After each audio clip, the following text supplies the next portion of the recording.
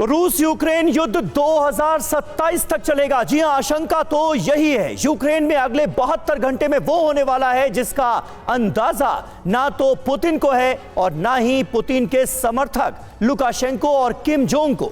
सवाल है कि यूक्रेन में क्या होने वाला है, ये हम आपको आगे बताएंगे। लेकिन जब फरवरी 2022 में रूस ने यूक्रेन के खिलाफ युद्ध शुरू किया था, उस वक्त यूक्रेन के डिफेंस को देखकर दुनिया चौंक गई थी, जिसके बाद से ही पुतिन यूक्रेन को अमेरिकी हथियार मिलने का दावा करते आ रहे हैं। अब अमेरिकी मदद रुकने की आशंका को देखते हुए नाटो देश अलर्ट हो गए और अब नाटो देशों से जुड़ी ही बड़ी खबर सामने आ रही है। यूक्रेन वॉर से जुड़ी ये बड़ी खबर, नाटो देशों की बहुत बड़ी तैयारी सामने आई है। जल्द आएगा नाटो का प्लान 2027।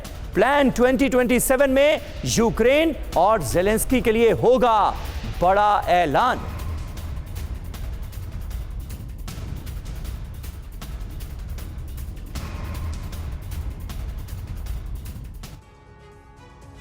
तो देखिए नाटो का प्लान आखिर है क्या। नाटो का महामिशन प्लान 2027 यूक्रेन के लिए अगले 72 घंटे बेहद अहम है। बड़ी योजना बना रहे नाटो के रणनीतिकार। यूक्रेन की सुरक्षा गारंटी को लेकर रणनीति बनाई जा रही है। 2027 का इसमें जिक्र है। 2027 तक यूक्रेन की सेना और मजबूत बनेगी। नाटो की सदस्यता पर भी किया जा रहा है विचार। यह है नाटो का प्लान 2027। और 20 जनवरी की तारीख जंग के लिए सबसे अहम हो गई है। डोनाल्ड ट्रंप की वापसी के साथ अमेरिका की यूक्रेन नीति स्पष्ट हो जाएगी। आशंका है कि यूक्रेन को समर्थन घटेगा और इसीलिए यूक्रेन ट्रंप की वापसी से पहले पहले रूस में कुर्स्क की जमीन पर कब्जा बढ़ाना चाहता है। यही रणनीति पुतिन की भी है। लेकिन दो मोर्चों पर रूसी सेना को काम करना है। पहला है कुर्स्क, जहां से यूक्रेनी सेना को बाहर करना है, और दूसरा है डोनेस्क, जिस पर संपूर्ण विजय पताका फहरानी है। देखिए, मीट ग्राइंडिंग मशीन कही जाने वाली कुर्स्क और डोनेस्क की जंग में किसको कितनी बढ़त मिली।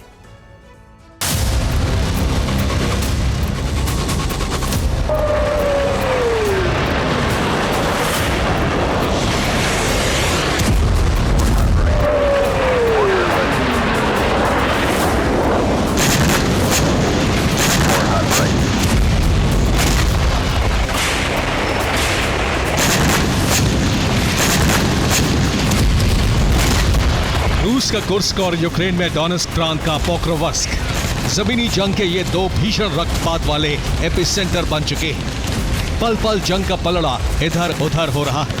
कभी यूक्रेन की सेना कुछ चौकियों पर कब्जा जमा लेती है, तो कभी रूसी सेना एक झटके में यूक्रेनी चौकियों पर तैनात सैनिकों को मार गिराती है। राष्ट्रपति पुतिन ने क्रिसमस पर बुलाई गई आपात बैठक में 20 जनवरी तक कुर्स्क से यूक्रेनी सेना को बाहर करने का लक्ष्य तय कर दिया है।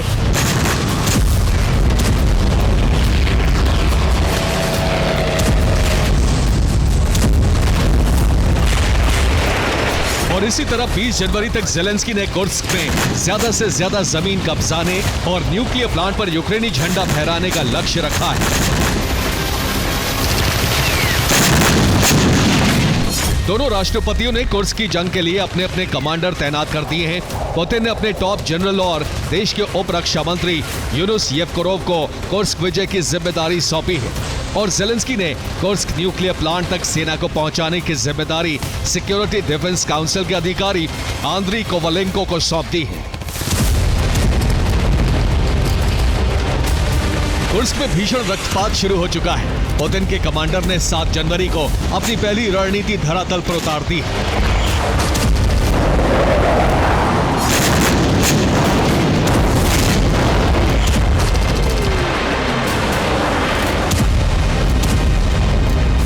यूक्रेनी सेना पर कुर्स्क के कई इलाकों में जबरदस्त हमले किए गए और इनके लिए अलग अलग ब्रिगेड मैदान में उतारी गई।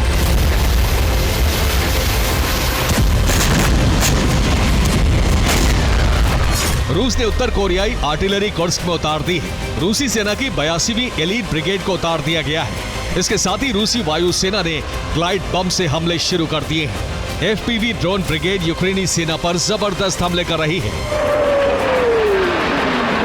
रूसी वायुसेना ने कुर्स्क में कुछ इस तरह ग्लाइड बम से हमले बढ़ा दिए हैं। कुर्स्क के छोटे बड़े मकानों और वेयरहाउस में छिपे यूक्रेनी सैनिकों पर कहर बरसाया जा रहा है।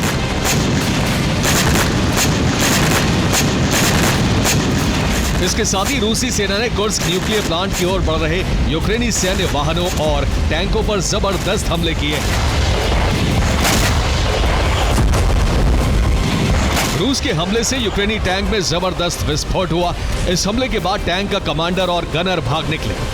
टैंक का ड्राइवर ड्रोन हमले में मारा गया। कुर्स्क की जंग में रूस ने नॉर्थ कोरिया की आर्टिलरी को भी उतार दिया है।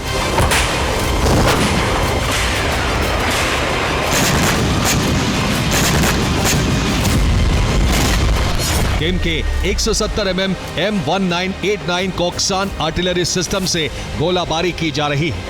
इसकी रेंज 40 किलोमीटर तक हमला करने की है।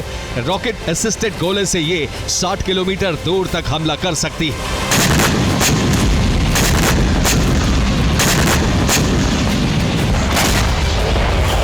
रूस की मल्टी फ्रंट जंग में यूक्रेन को भारी नुकसान उठाना पड़ा है। सबसे ज्यादा नुकसान यूक्रेन की बर्दिन टुकड़ी को हुआ है। बर्दिन के मैदान में यूक्रेनी सैनिकों के शव बिखरे पड़े हैं। यूनुस येवकोरोव के आदेश पर रूसी एलीट ब्रिगेड ने न्यूक्लियर प्लांट की ओर बढ़ रही इस टुकड़ी पर बर्दिन में घात लगाकर हमले किए हैं।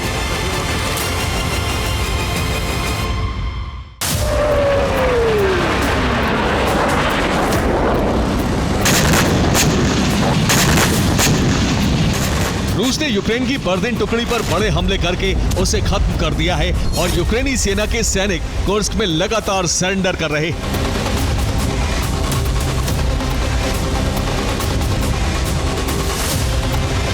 7 जनवरी को रूस ने यूक्रेन के कब्जे वाले सुज्जा पर शेलिंग बढ़ा दी है। इस बमबारी में यूक्रेन के 36 सैनिक मारे गए और 100 से ज्यादा घायल हुए हैं। रूसी सेना कुर्स्क में 12,000 FPV drone, 800 Lancet drone, 2,500 UAV का इस्तेमाल कर रही है। यूक्रेनी सेना फिलहाल कुर्स्क में मलाया लोकानिया, बोल्शोय, सोल्दात के कोय पर कब्जा जमाए हुए है। यहां से कुर्स्क न्यूक्लियर प्लांट की दूरी 50 से 60 किलोमीटर है।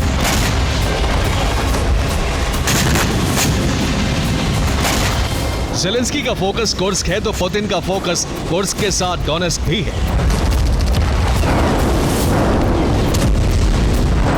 डोनेस्क की जंग में रूसी सेना ने बीते 3 दिन में 3 कस्बों पर कब्जा जमा लिया है और कुराखोव तक रूस का निर्बाध नियंत्रण स्थापित हो चुका है। अब रूसी सेना ने डोनेस्क की निर्णायक जंग शुरू कर दी।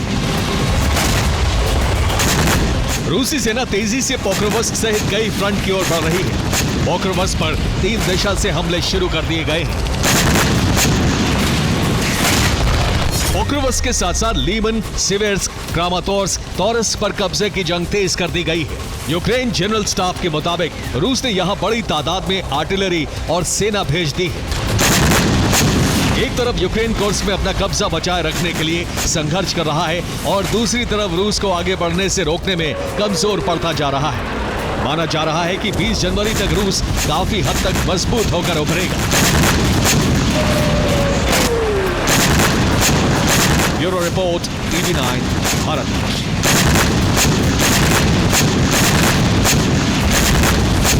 और देखिए अगली बड़ी खबर बांग्लादेश से जुड़ी। बांग्लादेश में बदल सकते हैं राजनीतिक समीकरण। शेख हसीना और खालिदा जिया हो सकती हैं एकजुट। सोर्सेस के हवाले से ये बड़ी खबर सामने आ रही है। मोहम्मद यूनुस की वजह से एकजुट हो सकती हैं दोनों नेता। ये देखिए, ये बड़ी खबर। बांग्लादेश में बड़े डेवलपमेंट के आसार नजर आ रहे हैं। सारे राजनीतिक समीकरण बदल सकते हैं। शेख हसीना और खालिदा जिया एकजुट हो सकती हैं, एक साथ आ सकती हैं। ये सोर्सेस के हवाले से बड़ी खबर सामने आ रही है।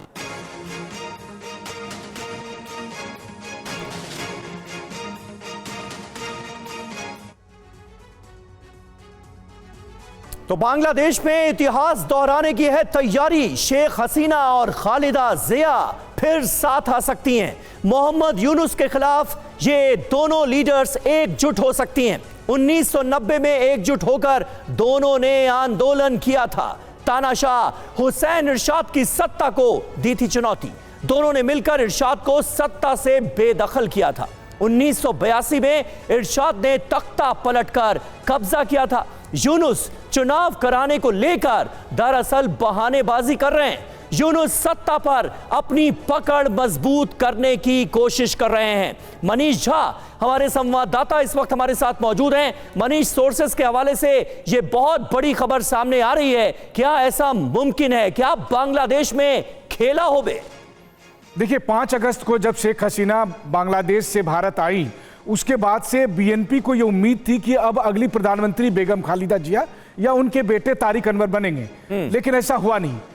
अब ऐसी स्थिति में जब मोहम्मद यूनुस पर्दे पर आए और उसके बाद से मुख्य सलाहकार बने और धीरे धीरे उन्होंने सत्ता को अपने कब्जे में लेना शुरू किया है, तो अब बीएनपी को और अवामी लीग को, दोनों को, और इसके अलावा कई और जो दूसरे इंटरेस्टेड पार्टीज हैं, उन सबको यह लगता है कि अगर यही हाल रहा तो फिर मोहम्मद इरशाद की तरह, जनरल इरशाद की तरह ही ये लंबे समय तक सत्ता में रहेंगे, चुनाव कराएंगे नहीं, ना बीएनपी को मौका मिलेगा, ना कोई और डेमोक्रेटिक पार्टी को मौका मिलेगा। और बांग्लादेश की जनता भी इलेक्टेड गवर्नमेंट चाहती है, सेलेक्टेड गवर्नमेंट नहीं चाहती है। इसीलिए कई ऐसे लोग इन दोनों पार्टियों को एकजुट कराने में लगे हैं, इन दोनों लीडर को एकजुट कराने में लगे हैं और उन्हें यह बताने में लगे हैं कि हमें आपसी लड़ाई भूलकर दरअसल मोहम्मद यूनुस के खिलाफ मोर्चाबंदी करनी चाहिए और एक बार फिर से वही इतिहास दोहराना चाहिए जो दोनों महिलाओं ने दोहराया है जब उन्होंने 6 दिसंबर 1990 को मोहम्मद इरशाद को बांग्लादेश के सत्ता से बेदखल करा दिया था। बिल्कुल उसी तरह का इतिहास फिर रचने जा रही है ये दोनों महिलाएं। लेकिन मनीष, अभी तो परिस्थितियां बिल्कुल बदली हुई नजर आ रही हैं।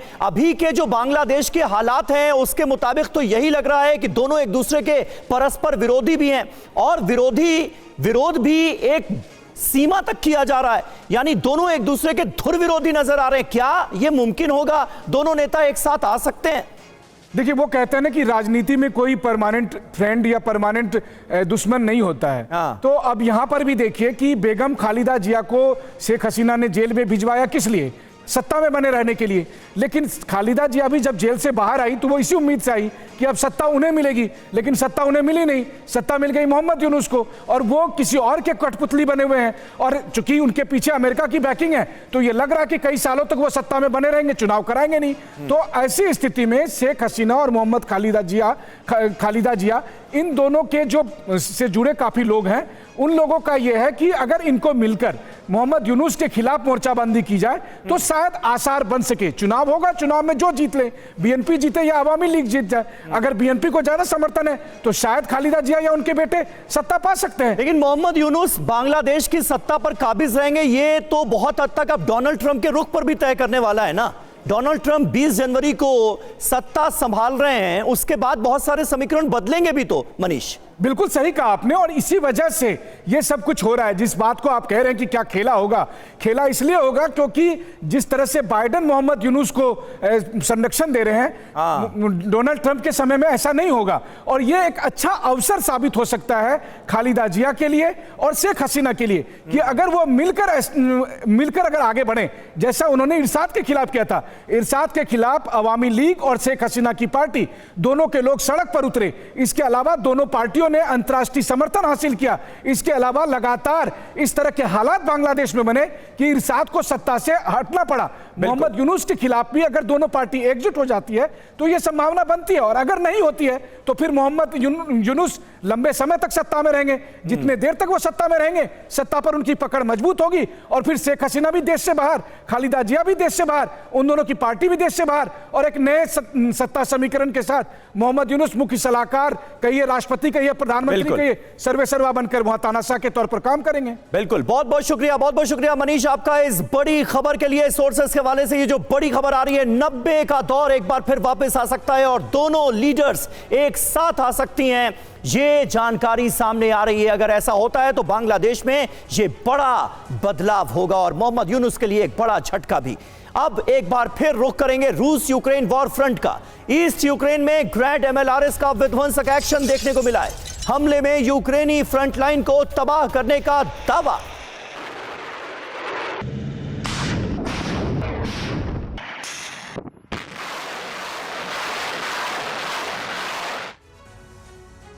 और अगली बड़ी खबर कुर्स से। कुर्स में रूस के हमले नाकाम हुए हैं। रूस के टैंक और आर्मर्ड व्हीकल को ध्वस्त कर दिया गया। ये देखिए तस्वीरें। यूक्रेन की एसएसओ यूनिट का ये ऑपरेशन था। 2 टैंक्स और 5 आर्मर्ड व्हीकल नष्ट कर दिए गए।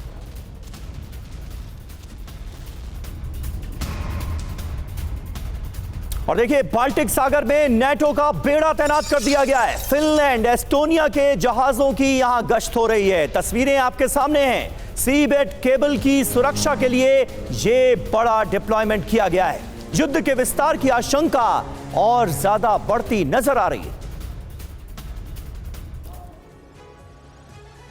तो डोनाल्ड ट्रंप के सत्तासीन होने से पहले रूस यूक्रेन की जंग में एक ऐसी रणनीति के जंग को भड़काने की कोशिश हो रही है जो ट्रंप के लिए भी इस क्षेत्र में युद्ध विराम की संभावना को खत्म कर देगी। इस कोशिश के लिए ब्लूप्रिंट टीम बाइडेन ने बनाई है, जिसका मकसद है आने वाले दिनों में भी अमेरिकी मदद यूक्रेन को ना रुके। लेकिन इस प्लान में जंग का केंद्र क्या है? जवाब जानकर आप हैरान रह जाएंगे, क्योंकि वो जगह ट्रंप की भी कमजोरी है। देखिए कैसे बदला जंग का प्लान। युद्ध का क्या नहीं निकलेगा समाधान?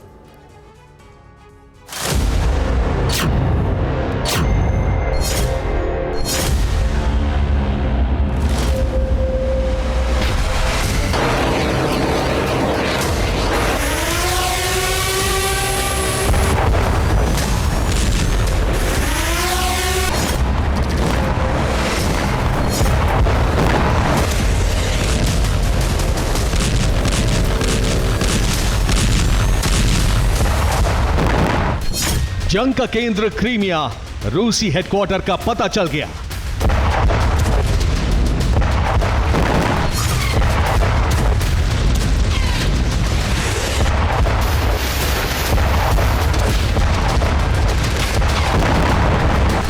मोर्चे पर हुए तैनात यूक्रेनी सेना के जवान।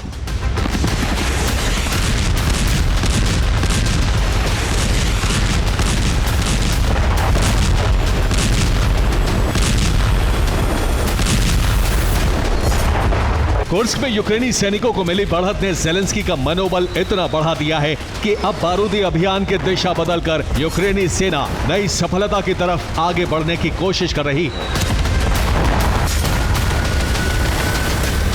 और यह दिशा है यूक्रेन का दक्षिणी क्षेत्र।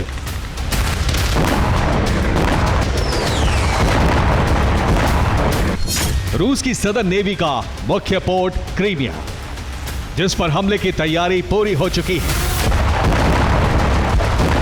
और इस मिशन में खुले तौर पर साथ देने जा रहे हैं बाइडेन, जिनके लिए 20 जनवरी से पहले हर वो काम करना जरूरी है जो उनके सत्ता विहीन होने के बाद भी इस जंग में यूक्रेन को कमजोर ना होने दे।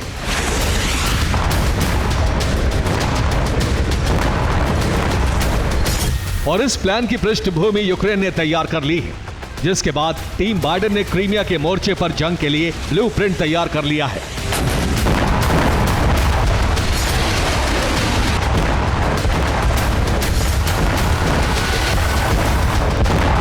दावा है कि यूक्रेन के गुरिल्लाओं ने क्रीमिया के अंदर रूसी सैन्य मुख्यालय का पता लगा लिया है। रिपोर्ट में बताया गया है कि सैनिटोरियम के मैदान में बड़ी संख्या में सैन्य मालवाहक हैं।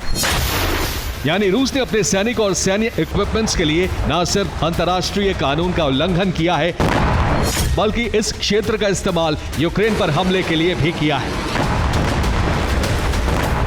ताकि यूक्रेन नागरिक ढांचे पर पलटवार ना कर सके।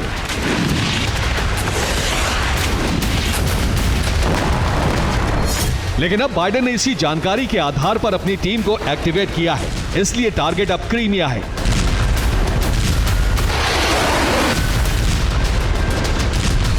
लेकिन सवाल अटैक प्लान का है, वो कैसे होगा? क्रीमिया पर ऑपरेशन के लिए बनाए गए ब्लूप्रिंट में रास्ता समुद्र होगा। हवाई हमले के लिए भी बारूदी ड्रोन का इस्तेमाल किया जाएगा और इसकी तैयारी का ट्रेलर भी जारी कर दिया गया है।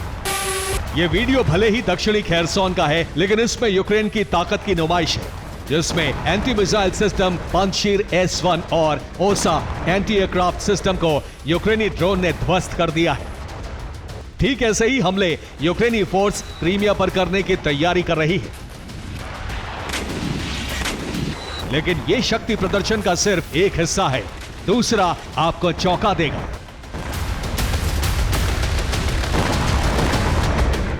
ये तस्वीर यूक्रेन के उस जल दैत्य की है जो ब्लैक सी से रूस के सदर्न पोर्ट के लिए सबसे बड़ा संकट है।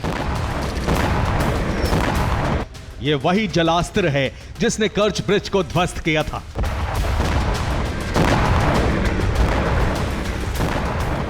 और अब यूक्रेन का ये ताकतवर हथियार रूसी नेवल फ्लीट और ऑयल टैंकर्स को निशाना बनाने के लिए तैयार है। यूक्रेन के नेवल कामिकाज़े ड्रोन की लंबाई महज 1 मीटर है और इसका वजन 8 किलोग्राम है, लेकिन यह घातक हथियार 3 किलोग्राम पेलोड ढोने में सक्षम है और इसकी गति 40 किलोमीटर प्रति घंटे है, जो ब्लैक सी में बड़ी संख्या में तैनात रूस के जहाजों के लिए अब सबसे बड़ा संकट है। यानी क्रीमिया में बारूदी जलजला लाने की तैयारी हो चुकी है, लेकिन इस तैयारी का मकसद क्या है और यह भी जंग के विस्तार की दिशा में उठाया जाने वाला पहला कदम है? जवाब है हाँ। बाइडेन के क्रीमिया प्लान के तहत 20 जनवरी से पहले जंग को भड़काने की तैयारी है, ताकि जंग को उस रास्ते तक पहुंचाया जा सके जहां से वापसी नामुमकिन हो, चाहे ट्रंप सत्तासीन होकर भी सीज फायर ना कर सके, ना ही यूक्रेन होने वाली हथियारों की सप्लाई वो रोक सके। क्योंकि क्रीमिया ट्रंप की कमजोरी है, जो काला सागर में अमेरिका के लिए मुफीद ठिकाना है, और अगर इस दिशा में यूक्रेनी सेना बढ़ती है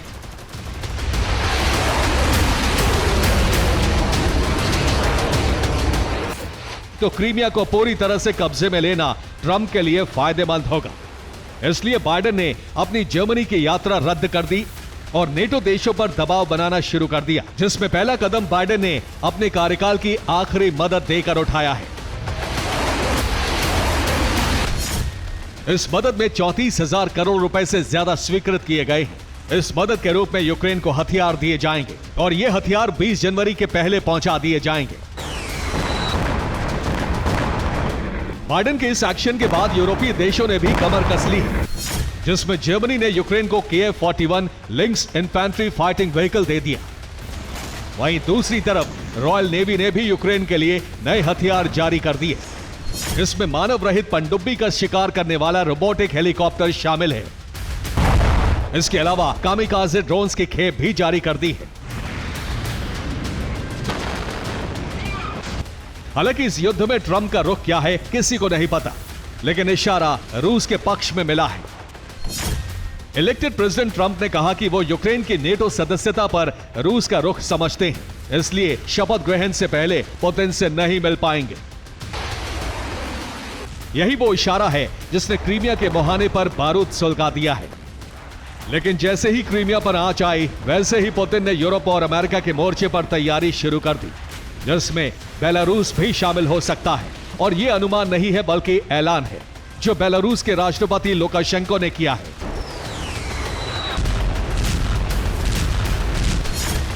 उनका दावा है कि ज़ेलेंस्की बेलारूस को भी युद्ध में घसीटना चाहते हैं। उन्होंने ज़ेलेंस्की की आलोचना करते हुए कहा कि हमारे संबंध अच्छे थे, लेकिन व्यवहार बदलकर वो बहुत कुछ खो रहे हैं।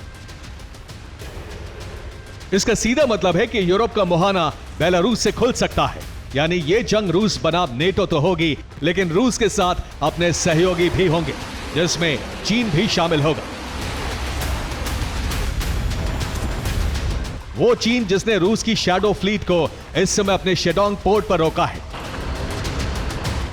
वो भी सिर्फ अमेरिकी प्रतिबंधों की वजह से। लेकिन इसका मकसद है समुद्री जंग की वो रणनीति जिसमें रूस चीन साथ होंगे।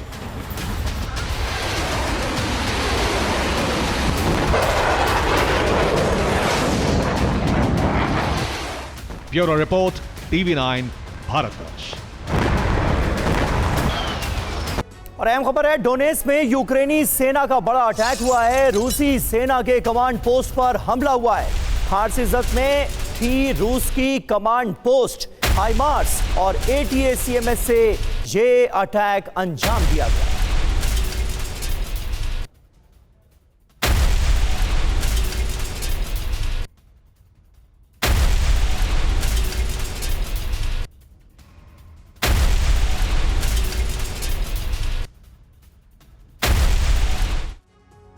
और अहम खबर है, यूक्रेन के ज़ेपोरिजिया में बड़ा हमला हुआ है। रूसी सेना ने हवाई हमला किया है। रूसी हमले में 13 लोगों की मौत हो गई। हमले में 30 से ज्यादा लोग घायल बताए जा रहे हैं।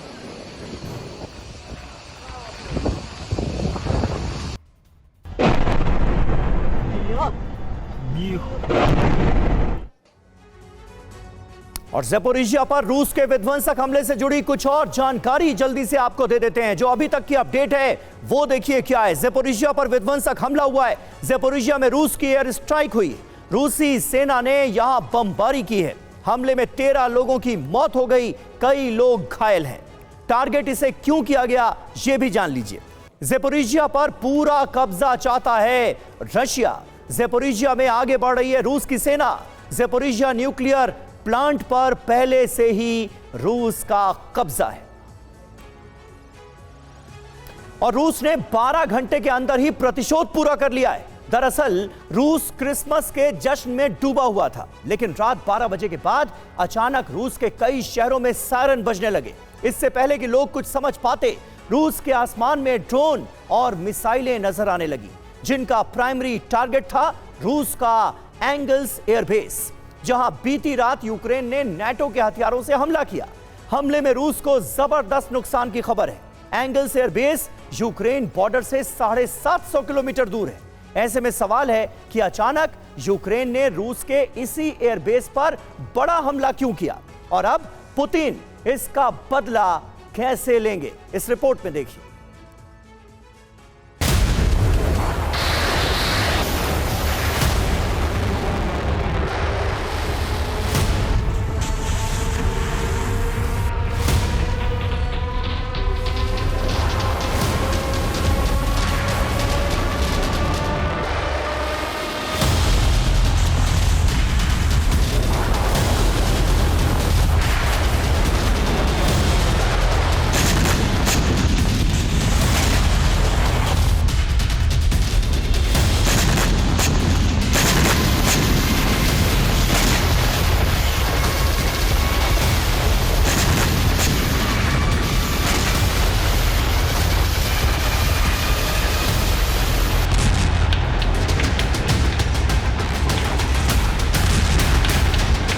तारीख 7 जनवरी, जगह रूस के सरातोव से 14 किलोमीटर पूर्व में स्थित एंगल्स एयरबेस।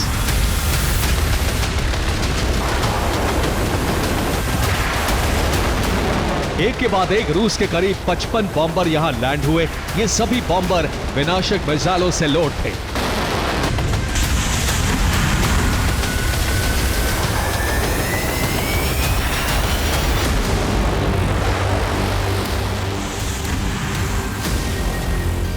लेकिन अचानक 8 जनवरी की रात 2 बजे के आसपास रूस का एंगल्स एयरबेस दहलने लगा।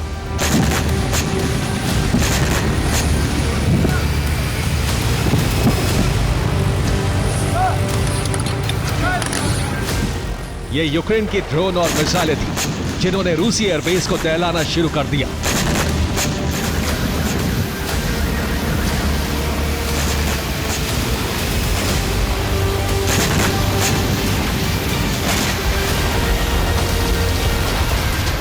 एक के बाद एक धमाके देखे जाने लगे।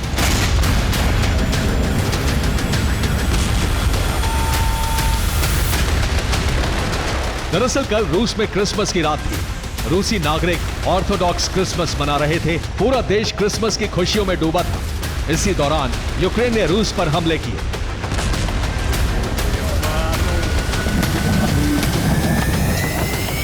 आठ जनवरी की रात 2 से सुबह 5 बजे तक अलग अलग जगहों पर हमले किए गए। एंगल्स में यूक्रेन ने रूस के एयरबेस पर ड्रोन से हमले किए। सारातोव में इंडस्ट्रियल साइट को तबाह कर दिया गया। मॉस्को, किरोव और रोस्टोव में भी हमले किए गए।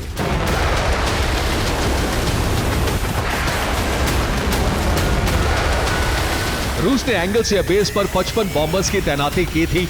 इसकी रिपोर्ट हमने सुपर प्राइम टाइम में 24 घंटे पहले ही आपको दी थी। तो यूक्रेन पर हमलों की तैयारी के लिए रूस ने बड़े पैमाने पर एटमी बॉम्बर तैनात किए। पूर्वी रूस के एयरबेस से बॉम्बर बुलाए गए।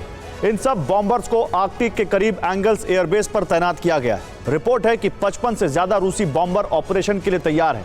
आज रात यूक्रेन पर बड़े हमले की आशंका जताई जा रही है। बॉम्बर्स के हाइपरसोनिक मिसाइलों से भी हमले किए जा सकते हैं।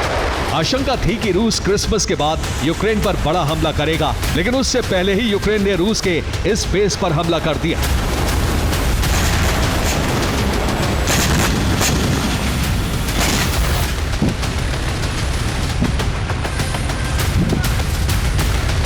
दावा है कि हमले में रूस के हेलीकॉप्टर, फाइटर जेट और कई बॉम्बर जलकर खाक। हालांकि अब तक नुकसान से जुड़े आंकड़े सामने नहीं आए।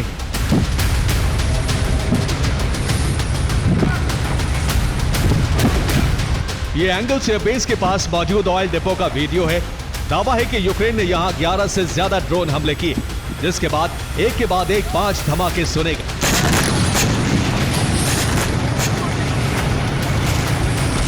ऑयल डिपो की वजह से यहां जबरदस्त तबाही होने की आशंका है। आग पर पिछले 12 घंटे से काबू नहीं पाया जा सका है।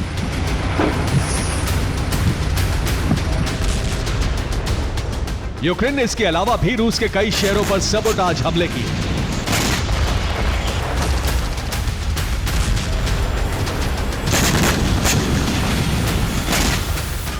मॉस्को में भी अचानक पुलिस स्टेशन के पास मौजूद इमारत में आग लग गई। दावा है कि इस आग में पुलिस स्टेशन का एक हिस्सा जलकर राख हो गया।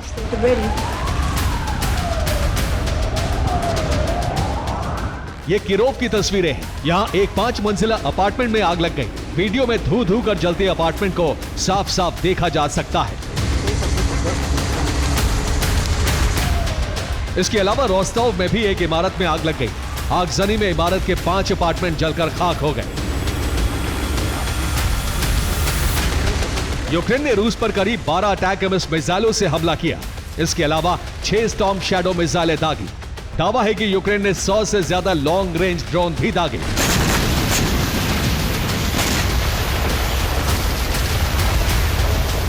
क्रिसमस की रात हुए हमलों से पुतिन आग बबूला है।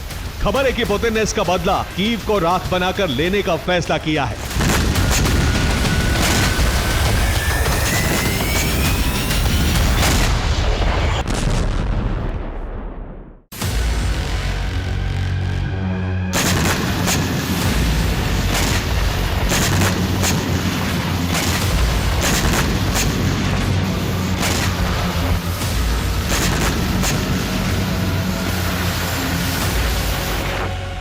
साफ है कि पुतिन ने कीव को राख बनाने की तैयारी कर ली है। मिसाइलों और बॉम्बर की तैनाती बेलारूस में होने के बाद किसी भी घंटे कीव पर अब तक का सबसे बड़ा हमला हो सकता है।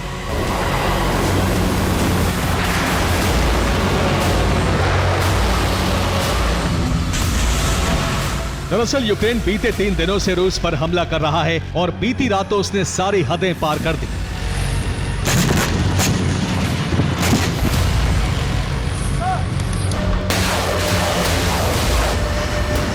ऐसे में पुतिन बेहद क्रोधित है, लेकिन सवाल है कि ज़ेलेंस्की के दिमाग में क्या चल रहा है।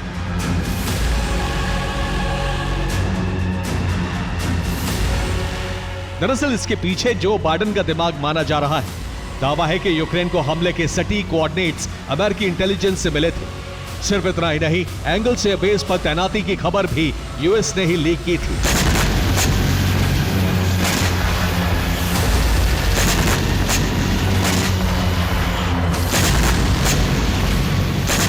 30 जनवरी को ट्रंप राष्ट्रपति पद की शपथ लेने वाले हैं। ऐसे में बाइडेन चाहते हैं कि पुतिन बदले की आग में झुलसते रहे।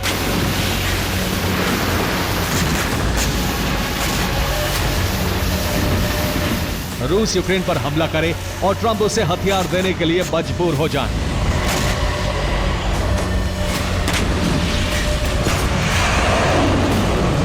ऐसे में पुतिन को डर है कि यूक्रेन के हमले यहीं पर नहीं रुकने वाले। पुतिन ने मिलिट्री ठिकानों की सुरक्षा कड़ी करने के आदेश दिए हैं।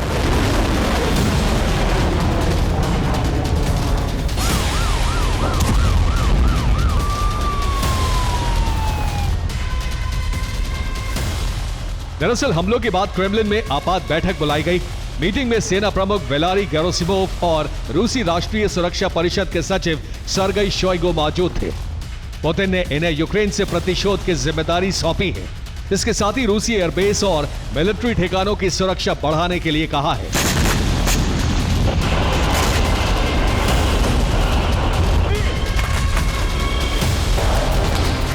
एक तरफ ट्रंप की शपथ का दिन करीब आ रहा है, तो दूसरी तरफ रूस यूक्रेन की जंग सबसे भयावह मोड़ पर पहुंच चुकी है। मौजूदा हालातों में ट्रंप की ताजपोशी के बाद भी सीजफायर दूर की कौड़ी लगता है। Bureau report, TV9, Bharatvarsh.